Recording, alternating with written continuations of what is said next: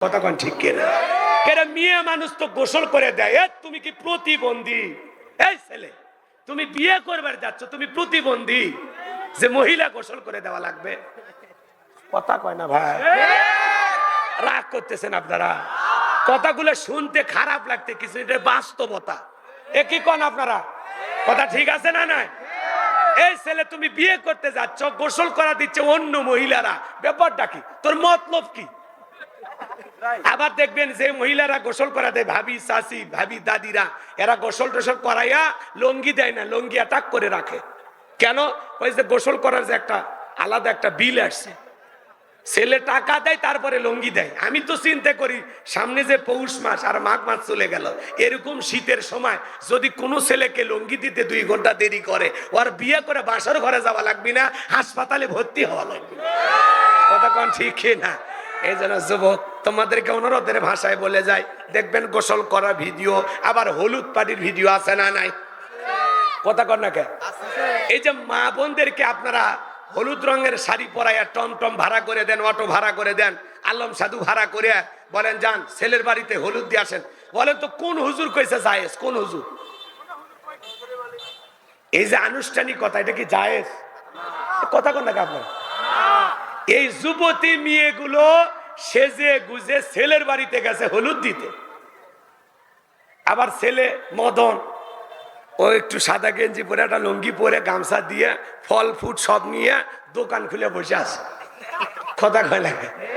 এখন যে সমস্ত মহিলারা হলুদ দিতে গেছে, ওরা বলে যে প্লেট আছে একটা ফাঁকা প্লেট, ফকির তো, ওই ফাঁকা প্লেটে 500 টাকা 1000 টাকা দেয়, আর বলে দুলে ভাই আমি কিন্তু ওই যে পিঙ্কির সাথে বিয়ে হচ্ছে, ওর কিন্তু মামা তো বোন। কথা কয় না কে? এই কথা বলে প্লেটে খাবার দিয়া, ভালো করে বলছেন, ওই প্লেটে ওই ফকিরের 500 টাকা 1000 টাকা দিয়া ওখান থেকে পাইসটা বলে দুলে ভাই হা করে। দুলে ভাই হা করছে, ও তো জীবনে খায়নি, পাঙ্গাস মাছের মতো হা করছে। এই মেয়ে আবার হেব্বি শিয়ানা, দুলে ভাইয়ের মুখে না দিয়া 10 বোঝেন তো, হ্যাঁ নিজের মুখে দিছে, দুলে ভাইকে 10 দিছে, দুলে ভাইকে খাওয়াইতে পারে না, মানে দুলে ভাইয়ের মুখে না দিয়ে নিজের মুখে দিছে। বুঝতে পারছেন তো? বলে দুলে ভাই হা করেন, এই কথা দুলে ভাই হা করছে, ও আবার নিজের মুখে দিয়ে খায় বলতেছে দুলে ভাই আপনারা ঠকাইলাম। তখন দুলে ভাই বলে আজকে ঠকা, সুযোগ পাইলে তোরেও ঠকাবো। কথা কন ঠিক না? এরকম আছে না নাই? এই কথা বলে এই যুবতী মেয়েরা ওই ছেলেটার গাল নেড়ে নেড়ে হলুদ দেয়। আছে না নাই? শোনেন, হলুদ দেওয়া জায়েজ আছে, একটু মনোযোগ দেন। বিশ্ব নবীর কাছে একজন সাহাবী হাজির হয়ে গেলেন। নবীজি চেহারার মধ্যে তাকায়া দেখে একটু হলুদ লাগান, সুবহানাল্লাহ কোন। আমার নবীটাকে বলে গতকালকে তোমার মনে বিয়ে হয়েছে তাই না? বলে হ্যাঁ হুজুর। তো হলুদ লাগাইছে কে তোমারে? বলে হুজুর আমার স্ত্রী। সুবহানাল্লাহ। নবীজি তখন মুচকি হাসলেন আর সুবহানাল্লাহ বলেন। তার মানে কি ওই সাহাবীর গায়ে তার স্ত্রী হলুদ লাগায় দিয়েছে, আপনার স্ত্রী যদি আপনার গায়ে হলুদ লাগায় দেয় এটা জায়েজ। কথা কয় না? কিন্তু যুবতী শালী আপনারে হলুদ লাগাবে, নিঃসন্দেহে এটি হারাম, এটি জায়েজ হতে পারে। এই জন্য হলুদ মাখানের যদি এত ইচ্ছা থাকে, বাসর ঘরে 2 বাটি হলুদ আগেই পিষে ঘুষে রেডি করেন। বাসর ঘরে কিচ্ছু করার দরকার নাই, হলুদ মেখে সারা রাত কেটেছে। কথা কয় না কে?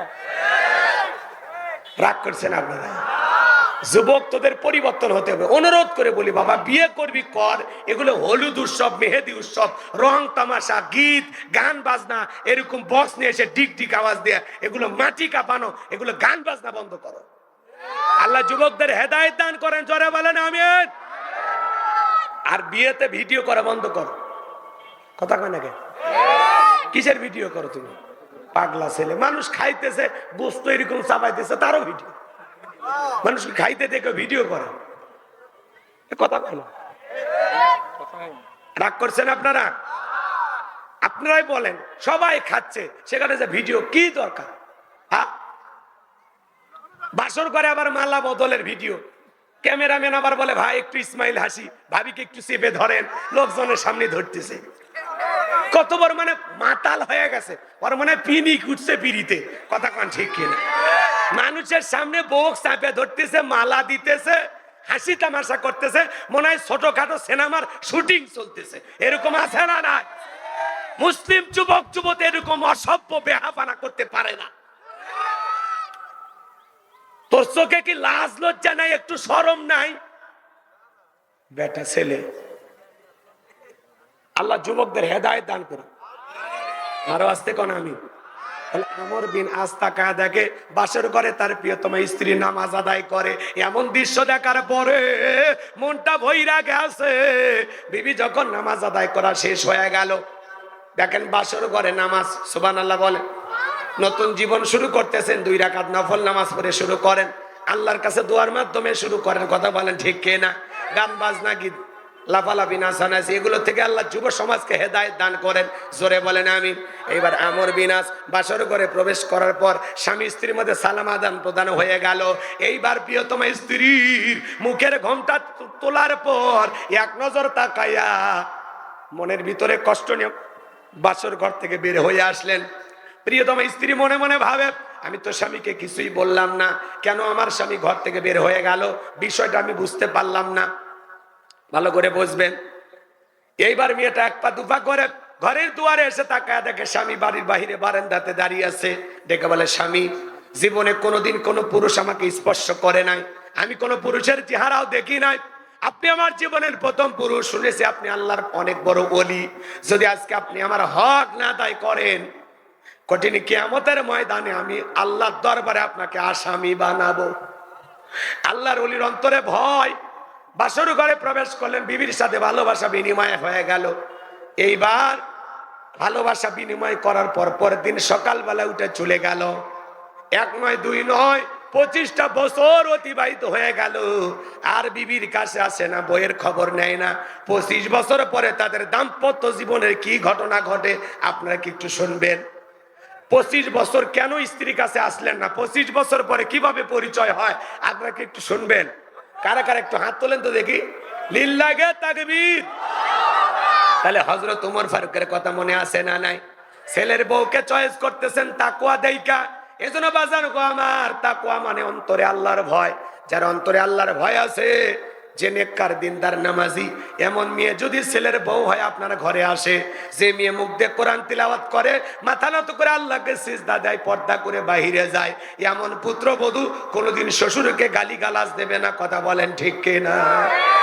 ভালো করে বোঝার চেষ্টা করবেন। সামনের দিকে যায়, আল্লাহ বলেন, আল্লাযীনা ইযা যুকিরাল্লাহু ওয়াজিলাত কুলুবুহুম, যারা ঈমানদার তাদের সামনে যখন আমি রবের নাম উচ্চারণ করা হয়, ভয়ে তাদের অন্তরাত্মা কেঁপে ওঠে। তাহলে আপনার আমার অন্তরে একমাত্র ভয় থাকতে হবে কার? যাদের অন্তরে ভয় আছে আল্লাহ, তারা দুধে পানি মিশাবে না, খাদ্যে ভেজাল দেবে না, ওজনে কম দেবে না। খাদ্যে ভেজাল দেওয়ার ঘটনা সমাজে আছে না নাই? সিন্ডিকেটের মাধ্যমে খাদ্যে ভেজাল দিয়া প্রত্যেকটা জিনিসের দ্রব্যমূল্যের ঊর্ধ্বগতি, বাজারে আগুন লাগায়, মাল মজুত করে, 10 টাকার জিনিস 30 টাকা বাজারে দাম বাড়ায় দেয়। এরকম সমাজে আছে না নাই? যারা সিন্ডিকেটের মাধ্যমে প্রত্যেকটা জিনিসের দাম বাড়াইয়া জনগণের প্রতি জুলুম করতেছেন, আজ হোক কাল হোক আল্লাহর দরবারে প্রত্যেকটা টাকার জবাব একদিন দিতে হবে। কথা বলেন ঠিক কিনা? মদিনার বাজারে আমার নবীজি গেলেন, বিশাল একটা খেজুরের স্তূপ, আমার নবী খেজুরের স্তূপের ভিতরে হাত ঢুকিয়ে দিলেন, ভিতর থেকে কিছু খেজুর বের করলেন, তাকায় দেখেন খেজুরগুলো ভিজা। আমার নবী ডেকে বলেন, কি ব্যাপার সাহাবী? ওপরের খেজুরগুলো শুকনো, ভিতরের খেজুরগুলো কেন ভিজা? ডেকে বলেন, হুজুর আজকে একটু পানি হয়েছে মদিনার আকাশে, এই জন্য একটু খেজুরগুলো ভিজে গেছে। আমার নবী ডেকে বলে, সাহাবী এমন কথা বলবা না, আজকে মদিনাতে কোনো বৃষ্টি হয় নাই। মনে রাখবা, এরকম প্রতারণা করা যাবে না। মাংগসা ফালাইসা মিন্নি, যে আমার উম্মতের সাথে প্রতারণা করে, আমার উম্মতকে ধোঁকা দেয়, সে আমার দলভুক্ত হতে পারবে না। এজন্য বাজান গো আমার, খাদ্যে ভেজাল দেওয়া যাবে না, ওজনে কম দেওয়া যাবে না। বিশেষ করে মাছের ব্যবসা যারা করে, গোছের ব্যবসা যারা করে, অনেক ক্ষেত্রে একটু ওজনে কম বেশি দেয়, এমন আছে না নাই? আবার যারা দেখবেন বাড়িতে বাড়িতে চাল ডাল ক্রয় করে, এরা নেওয়ার সময় বেশি নেয়, দেওয়ার সময় কম দেয়, আছে না নাই? এজন্য বাজান গো আমার, আল্লাহর ভয় যাদের অন্তরে আছে, এরা সুদ খাইতে পারবে না, ঘুষ খাইতে পারবে না, জিনা করতে পারবে না, জমিরাল চেলতে পারবে না, খাদ্যে ভেজাল দিতে পারবে না, ওজনে কম দিতে পারবে না। আল্লাহর ভয়ে সকল গুনাহ থেকে কারা কারা নিজেকে বাঁচিয়ে রাখবেন? 2 হাত তুলে আল্লাহকে দেখান। আল্লাহর ভয়ে আজ থেকে আমরা শপথ গ্রহণ করব, কোনো গুনাহ করব না। কোন গুনাহের কাজ করার আগে নিজেকে বলবে তুমি যা করো সব কে দেখতেছে। হ্যাঁ, এই চিন্তা যদি সামনে থাকে তাহলে আপনি গুনাহ করতে পারবেন না, যে আমি যা করতেছি সব আমার আল্লাহ দেখতেছে। কথা বলে ঠিক কিনা? এবার 2 নাম্বার, আমার আল্লাহ রাব্বুল আলামিন বলেন ওয়াস-সাবিরিনা আলা মা আসাবাহুম। আল্লাহু আকবার। আমার আল্লাহ ডেকে বলেন যারা বিপদ আপদ মুসিবতে সবর করে, ধৈর্য ধারণ করে, ওয়াস-সাবিরিনা আলা মা আসাবাহুম, বিপদ আপদ মুসিবতে সবর করা দরকার আছে না নাই? ধৈর্য ধারণ করা দরকার আছে না নাই? জোরে বলেন আছে না নাই? সবরকারী বান্দা হতে হবে, ধৈর্যশীল বান্দা হতে হবে। এই পৃথিবীতে ধৈর্যের পরীক্ষা দিয়েছিলেন আল্লাহর পয়গাম্বর আইয়ুব আলাইহিস সালাম। একটু জোরে কোন সুবহানাল্লাহ। কি নাম বলছি? সবর। আপনি যদি ধৈর্য ধারণ করতে পারেন আপনার জীবনে সফলতাকে দেবেন কে? ইন্নাল্লাহা মা'আস-সাবিরিন। ধৈর্যশীল বান্দাদেরকে ভালোবাসেন কে? সবর। সবরের ফল আপনি পাবেন। আপনি যদি ধৈর্য ধারণ করতে পারেন সফলতা আপনার আসবেই ইনশাআল্লাহ। মানে কোন মানুষ যদি সবর করে ধৈর্য ধারণ করে আল্লাহ তাকে বিমুখ করে না, এর পুরস্কার আল্লাহ তাকে দেয়। বলেন না কেন? সবরের পুরস্কার কে দেয়? আরো জোরে বলেন কে দেয়? তাহলে একটু খেয়াল করেন, ওয়াস-সাবিরিনা আলা মা আসাবাহুম। মুমিন জীবনের সবচেয়ে গুরুত্বপূর্ণ একটা পয়েন্ট হলো সবর, ধৈর্য ধারণ করা। কথা বলেন না কেন?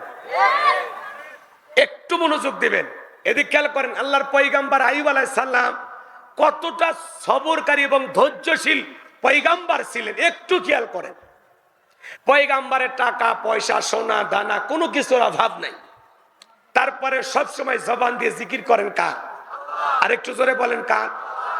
শয়তান একদিন আল্লাহ তাআলাকে ডেকে বলেন, আল্লাহ আইয়ুব আলাইহিস সালামের সবকিছু আছে, তার টাকা পয়সা ধন দৌলত ক্ষেত খামার কোনো কিছুর অভাব নাই, বিবি সন্তান, এই জন্য বসে বসে আপনার জিকির করে। এগুলো যদি কেড়ে নেওয়া হয় আপনার পয়গাম্বর আইয়ুব আপনাকে ভুলে যাবে। জোরে বলা যাবে না নাউজুবিল্লাহ? আমার ভাইয়েরা, এই কথা যখন শয়তান বললেন, আমার আল্লাহ ডেকে বলে, শয়তান রে, আমার পয়গাম্বর আইয়ুব আমাকে কখনো ভুলে যেতে পারে না। শয়তান ডেকে বলে, আল্লাহ তাআলা একটু ওয়াদা দেন, একটু পরীক্ষা করি। আমার আল্লাহ ডেকে বলে, যাও পরীক্ষা করে দেখতে পারো, কিন্তু আমার আইয়ুব কখনো আমাকে ভুলে যাবে না, জিকির বন্ধ করবে না। বলেন সুবহানাল্লাহ। এইবার বাজান গো, আমার আল্লাহর পয়গাম্বর আইয়ুব আলাইহিস সালামের ফসলের মাঠে যত ফসল ছিল সব ফসল নষ্ট কইরা মানুষের সুরত নিয়া শয়তান যায় বলে, ও পয়গাম্বর তোমার ফসলের জমিতে যত ফসল ছিল সব ফসল নষ্ট হয়ে গেছে, একটু ফসল নাই। আল্লাহর পয়গাম্বর ডেকে বলে, এতদিন এই জমিগুলো থেকে যে আল্লাহ তাআলা ফসল দিয়েছিল সে আল্লাহ তাআলার হুকুমে এই বছর যেহেতু আমি ফসল পাবো না, এতে আমার আফসোস নাই, মন খারাপ নাই, আমি শুকরিয়া আদায় করে পড়ছি আলহামদুলিল্লাহ। ফসল নষ্ট হয়ে গেছে, তারপরে কি বলে? কথা কয় না। আর আপনি আমি জমির ধান পাইকে গেছে, বোঝেন তো? ভাষা বোঝেন নাকি? আমার ভাষা বোঝেন না? জমির ধান কি হয়েছে? পাইকে গেছে।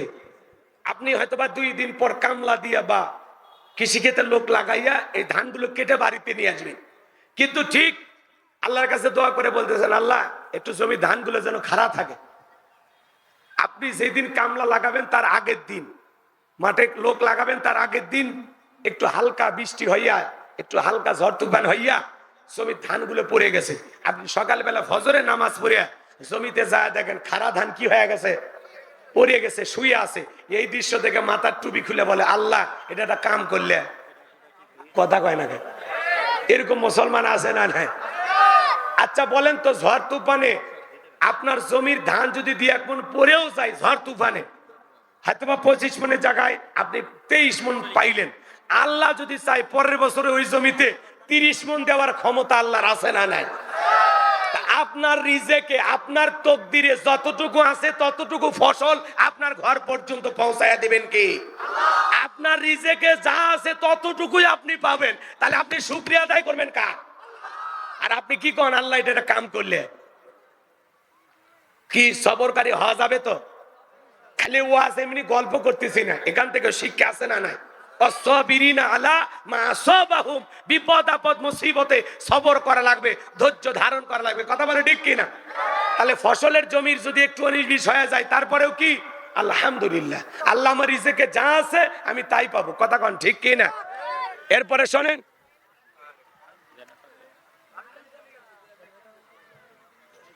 জেনাটা তো চলেই।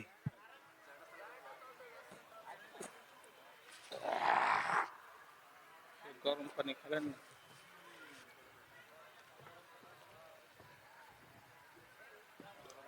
আপনি মুসাফির মানুষ, আপনি করবেন, তার আগে সভাপতি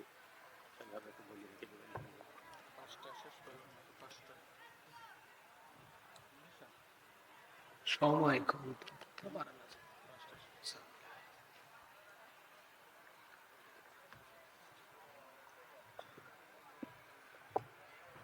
কষ্ট হচ্ছে আপনাদের? বিরক্ত হয়েছেন? একটু মনোযোগ দেন। তাহলে আমার রিজেক যতটুকু আল্লাহ তাআলা ফসলের জমি থেকে ঘর পর্যন্ত পৌঁছায় দিবেন ততটুকুই আমার প্রাপ্য ছিল। 2-1 দানা যদি নষ্ট হয়ে যায়, 2-1 মণ যদি জমিতে পড়ে যায়, ওটা আমার রিজেকে ছিল।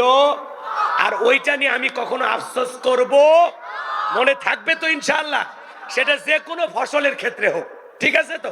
এবার শোনেন, পয়গাম্বারের উটদুম বা ছাগল যেগুলো ছিল সব মরে গেছে, একটাও বেঁচে নেই। এরপরে আইসা বলে রাখালের সুরত নিয়ে, ও পয়গাম্বার, উটদুম বা ছাগল যা ছিল সব তো শেষ, একটা বেঁচে নেই। পয়গাম্বার ডেকে বলে, এতদিন এগুলো থেকে আল্লাহ তাআলা অনেক উপকার নেওয়ার সুযোগ আমাকে করে দিয়েছে, এগুলো মারা গেছে, আমার কোনো আফসোস নাই, এজন্য আমি মন খুনন না, আমার মনটা খারাপও না, আমি আল্লাহর শুকরিয়া আদায় করে পড়ছি আলহামদুলিল্লাহ। একটু জোরে বলেন, কি বলেছে? আর আমরা একটা ছাগলের বাচ্চা মারা গেলে 3 দিন শোক পালন করি। কথা কয় না? আমার গ্রামের এক লোক গরুর বাছুর হইয়াই মারা গেছে, বোঝেন তো নাকি? গাভীর পেট থেকে কি বের হয়?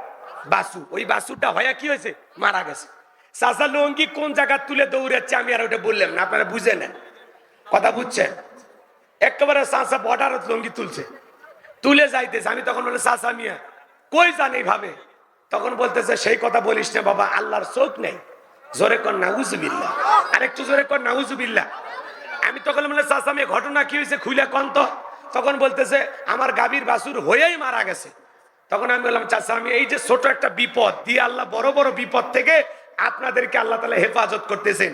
এই যে একটু বাছুর মারা যায়, মুরগি মারা যায়, একটা ছাগল মারা যায়, এগুলোর দ্বারা আল্লাহ তাআলা পরীক্ষা নেন। কথা কয় না? আল্লাহ কি নেয়? পরীক্ষা নেয়। আপনি এত হতাশ হয়েছেন কে? কয় আল্লাহ বাছুর না মারে আমাকে মারলো না কে? তখন আমি বললাম, চাচা মিয়া বাছুর মারাতে যে খেপা খেপছেন, আপনারে মারলে তো আজরাইলের নামে থানায় মামলা দিতেন। কথা কয় না কেন? এরকম সমাজে আছে না নাই? বাজান গো, এরপরে আল্লাহর পয়গাম্বারের সন্তান যারা ছিল মারা গেল। এইবার এসে খবর দেওয়া হলো, ও পয়গাম্বার, তোমার সন্তান যারা ছিল মারা গেছে, বেঁচে নাই। আল্লাহর পয়গাম্বার ডেকে বলে, এতদিন এই সন্তানগুলো আমার ছিল, আল্লাহ তাআলা আমার সন্তানগুলোকে আমার কাছে রেখে দিয়েছিলেন, তাদের সমস্যা হয়েছে, এতে আমি আফসোস করব না, মন খারাপ করব না, আমি আল্লাহর শুকরিয়া আদায় করে পড়তেছি আলহামদুলিল্লাহ। জীবন মৃত্যুর মালিক আল্লাহ, আল্লাহ দিয়েছিল, আল্লাহ নিয়ে গেছে, এতে আমার আফসোস করার কিছুই নাই। কথা বলেন ঠিক কিনা? জীবন মৃত্যুর মালিক কে? আমাদের অনেকেরই বাচ্চা কাচ্চা থাকে, সন্তান জন্ম নিয়ে মারা যায়, আমরা হা হুতাশ করি, আছে না নাই? অনেক মা বোনেরা বিলাপ করে কান্নাকাটি করে বলে, আল্লাহ দিলু তেলিলু কে? আছে না? না আছে? কারো মা বাবা যদি মারা যায়, অনেক মা বোন আছে বিলাপ করে কান্নাকাটি করে, আছে না? নাই? মারা গেছে মনে করেন জিগর কাছে বাজার, এখান থেকে অটো ভ্যানে চড়ে যাচ্ছে আর মানে এমন কায়দায় কান্নাকাটি করতেছে, পুরো রাস্তার মানুষ জানতেছে যে কেউ একজন মরছে। কথা কয় না ভাই? রাগ রাগ করতেছেন? দেখবেন মা বাবা, এদিক খেয়াল করেন, অনেকের মা বাবা মারা যায়, আমাদেরও মা বাবা একদিন মারা যাবে, দেখবেন মহিলারা বিলাপ করে কান্নাকাটি করে, বাবা সেদিনই আমার বাড়ি গেছিল, নানান ভাবে কান্নাকাটি করে, আমার হাতের পিঠা খাইয়া বলে কি যে মজা হইছে রে, আমার বাবা কোনোদিন এই কথা বলবে না। আছে না? না? বাবা আমাকে একটা নতুন খাট কিনে দিতে চাইছিল রে, বড় ভাই বলে কান্দিস না, আব্বা মরছে কি আছে, আমি খাট কিনে দেব। কান্দেও আবার বান্দেও। কথা কয় না কে? আছে না? নাই? এভাবে বিলাপ করে কান্নাকাটি করা জায়েজ নাই। শোনেন, বিশ্ব নবীর প্রিয়তমা স্ত্রী আম্মা জান খাদিজাতুল কুবরা রাদিয়াল্লাহু তাআলা আনহা মারা গেছেন।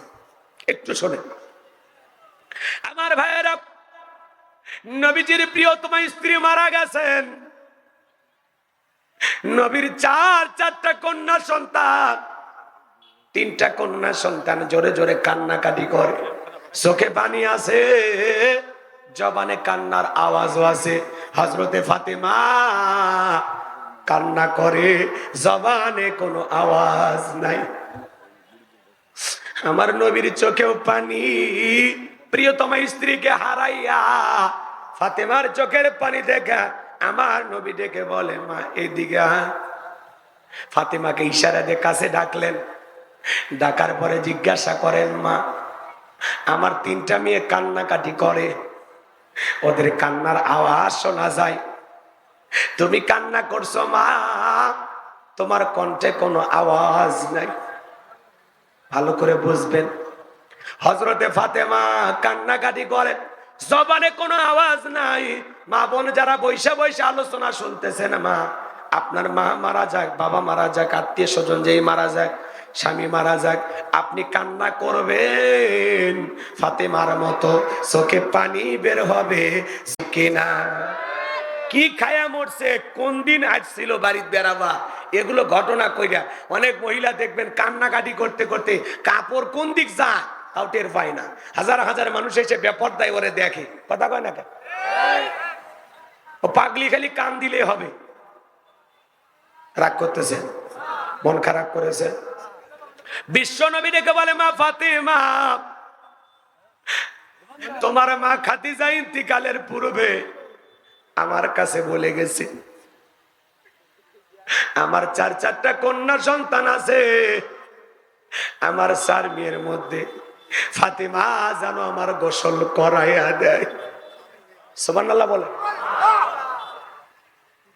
আমার অন্য কোন মেয়ে যেন আমারে গোসল না করাইয়া দেয়, আমার ফাতেমা যেন আমাকে গোসল করাইয়া দেয়। ও মা, তোমার মা মারা গেছে, যাও যাও তুমি তোমার মায়ের জন্য গোসল করাইয়া দাও। হযরতে ফাতেমা আম্মা জান খাদিজাতুল কুবরা রাদিয়াল্লাহু তাআলা আনহাকে গোসল করাইয়া দিলেন।